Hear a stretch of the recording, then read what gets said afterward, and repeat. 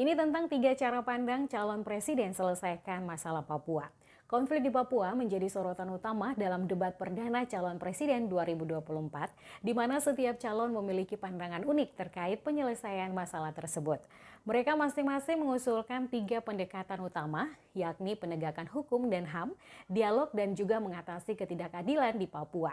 Calon Presiden nomor urut 1 Anies Baswedan menyoroti bahwa masalah di Papua bukan hanya tentang kekerasan tetapi lebih pada ketidakadilan.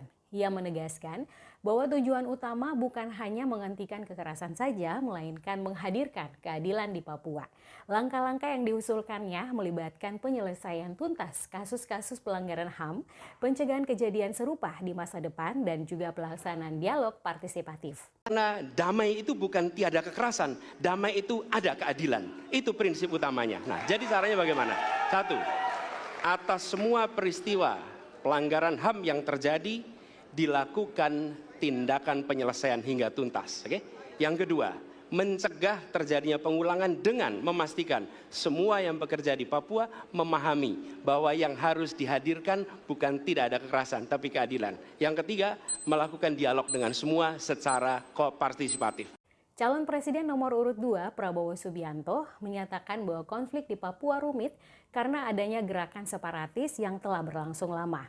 Prabowo mengklaim adanya campur tangan asing dalam gerakan tersebut dan menyatakan bahwa penyelesaian masalah di Papua memerlukan penegakan hukum, penguatan aparat keamanan, dan juga percepatan pembangunan ekonomi. Selain itu, ia menekankan pentingnya memerangi terorisme dan juga menegakkan HAM. Rencana saya pertama adalah tentunya menegakkan hukum, memperkuat aparat-aparat di situ, dan juga mempercepat pembangunan ekonomi. Jadi yang saya katakan, saya akan lanjutkan, kita harus membawa kemajuan ekonomi, sosial, services yang terbaik untuk rakyat Papua, melindungi rakyat Papua dari keganasan para separatis dan teroris, dan menjamin penegakan hak asasi manusia. Calon Presiden nomor urut 3 Ganjar Pranowo berpendapat bahwa rencana Prabowo tidak cukup. Selain penegakan hukum dan HAM, Ganjar menyatakan pentingnya dialog sebagai sarana untuk melibatkan semua kekuatan dan juga kelompok di Papua dalam menyelesaikan masalah. Baginya, dialog merupakan kunci untuk mengatasi akar permasalahan di Papua. Karena dialog menurut saya menjadi sesuatu yang penting agar seluruh kekuatan yang ada di sana, seluruh kelompok yang ada di sana bisa duduk bersama untuk menyelesaikan itu. Itu menurut saya roots masalahnya. Menilik penelitian yang dilakukan oleh Lembaga Ilmu Pengetahuan Indonesia atau LIPI yang kini bernama Badan Riset dan Inovasi Nasional atau BRIN, setidaknya ada 4 akar masalah Papua. 4 akar tersebut berdasarkan riset LIPI yang dilakukan pada 2009 silam. Pertama adalah masalah sejarah dan juga status politik integrasi. Persepsi intimidasi dan diskriminasi terkait sejarah dan status politik integrasi Papua ke Indonesia menjadi penghambat menyatunya Papua ke Indonesia. Kedua adalah perihal pelanggaran hak asasi manusia. Hal ini terjadi terutama sejak operasi militer pada tahun 1965 yang hingga kini tidak diketahui pertanggungjawaban yang memadai dari pemerintah sehingga semakin memperumit situasi.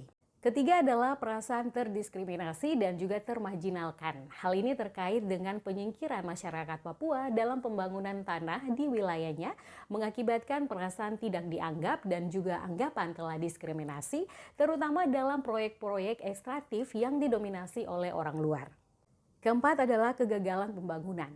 Ini terkait dengan pembangunan di bidang pendidikan, kesehatan, dan juga ekonomi rakyat yang berlangsung sejak tahun 1950-an dan menjadi salah satu penyelesai akar masalah yang masih butuh untuk dikembangkan. Kalau menurut saya, dengan pemahaman yang mendalam dari para calon presiden dalam menyelesaikan akar masalah Papua dengan mengadopsi pendekatan holistik yang mencakup penegakan hukum, dialog, dan penyelesaian ketidakadilan, serta eksekusi positif melalui elemen-elemen pendukung di lapangan. Pastilah impian perdamaian dan keadilan di Papua dengan merangkul orang Papua sebagai bagian integralnya dapat terwujud dan terlaksana dengan baik. Kalau menurut kamu bagaimana?